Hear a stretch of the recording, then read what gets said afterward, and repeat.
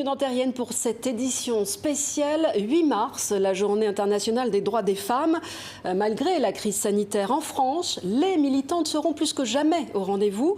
Pas moins de 37 associations et organisations lancent un appel à la grève féministe pour défendre les premières de corvée. Caissières, infirmières, aides à domicile, etc. Ce sont elles qui sont en première ligne. Elles sont des centaines à se lever à l'aube pour nettoyer et désinfecter les chambres des hôpitaux. Alors il y a aujourd'hui des centaines de milliers, peut-être même des millions de femmes qui nous permettent de tenir. Femmes partout, dans les supermarchés, dans les EHPAD, elles gardent vos enfants. En première ligne face à la maladie, il y a ces femmes. Et pourtant, elles sont invisibles et mal payées. Dans le huis clos du premier confinement, les violences conjugales se sont multipliées. Les premiers de corvée sont des premières de corvée. Le 8 mars, nous, les femmes sans papier, nous rejoignons la grève féminine pour passer différents messages, en fait. Le premier, c'est pour dire que si les femmes sans papier s'arrêtent de travailler, beaucoup de secteurs dits essentiels s'arrêtent. Le 8 mars, nous voulons lancer un cri SOS pour dire que c'est nous qui avons payé très cher le prix de la crise sanitaire. Et comme partout dans le monde, des rassemblements seront organisés en France et bien sûr à Paris. On y retrouvera les désormais célèbres Rosie. Elles enfilent à nouveau leur bleu de travail et bandeau rouge sur les cheveux. Elles vont chanter et danser sur un hymne créé spécialement pour ce 8 mars, Stop Patriarcat. Pour la chorégraphie, un tuto est disponible sur les réseaux sociaux. On en voit quelques images.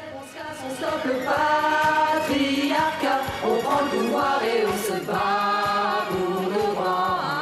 Et si on regardait ce 8 mars, mais du côté des hommes, c'est justement ce que propose Les Mâles du siècle de Laurent Métairie, un film sur ce que le féminisme a fait aux hommes, ou pas.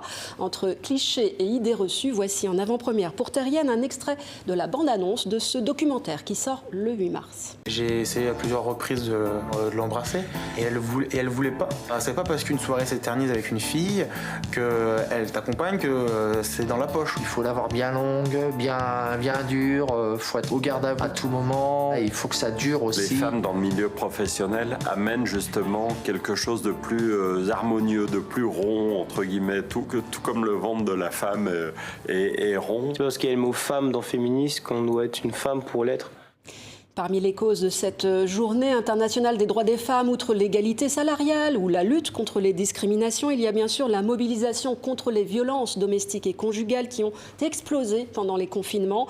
Informer toujours et encore, aider les victimes à sortir de leur isolement, c'est le but de l'opération Baguette de pain lancée par l'organisation Nous Toutes en France. Dans des centaines de boulangeries, des messages d'information seront inscrits sur les sachets de papier entourant les baguettes vendues aux clients.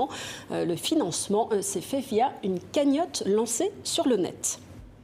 Et puis Terrienne tenait aussi à donner un coup de pouce en l'air au magazine pour la jeunesse Phosphore qui sort un numéro spécial 8 mars, être féministe à 17 ans, les 10 bonnes nouvelles féministes de l'année ou pour en savoir plus sur le contraceptif masculin, filles, garçons, binaires ou non-genrés, la balle de l'égalité femmes-hommes est dans le camp des plus jeunes, c'est certain. Voilà, Terrienne, c'est fini pour aujourd'hui. Et n'oubliez pas, le 8 mars, ce n'est pas qu'une journée, c'est surtout toute l'année dans Terrienne. À la semaine prochaine.